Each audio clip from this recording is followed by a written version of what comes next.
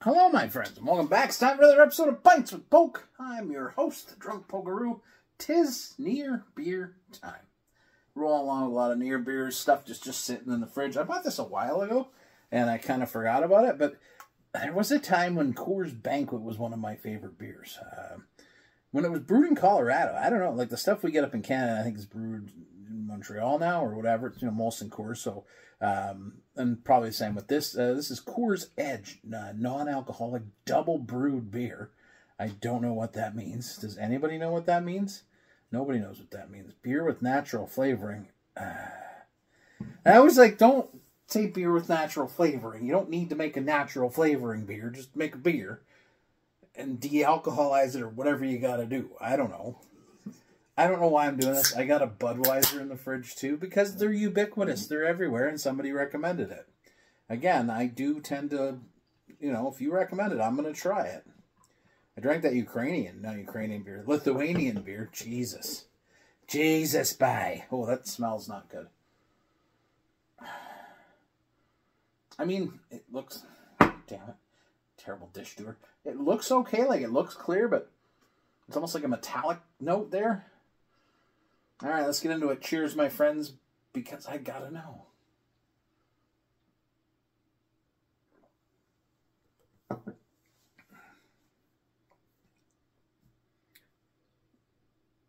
I can see what it's trying to be. It's incredibly inoffensive.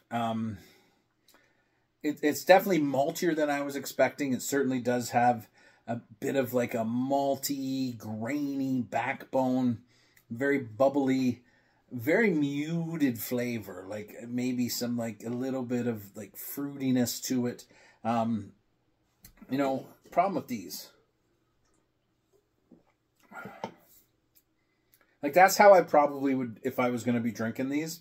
And I can see the appeal of this kind of thing because it does lean into that.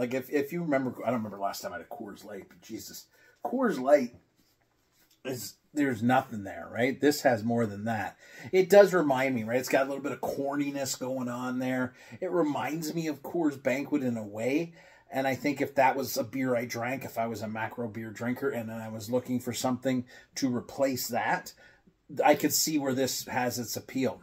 To me, it's not something I would buy again, but it doesn't appeal to me. And that's the thing with a lot of these beers.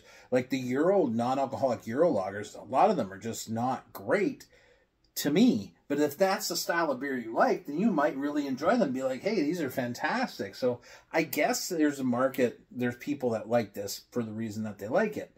And that's okay too. You gotta drink what you like. For me, I'm it feels like a one and done. It feels almost muted. So, whatever, right? You're not buying Coors Edge for flavor. Flavor. No, not at all. It's what it is. It's a non-alcoholic macro lager. That's a whole lot of Cheers. But again, would I be a fan? If you handed me this at a party, I didn't drink, regular beers that much anymore. I don't know if I'd be mad. I'd be like, this is a beer. That's what I'm having is a beer.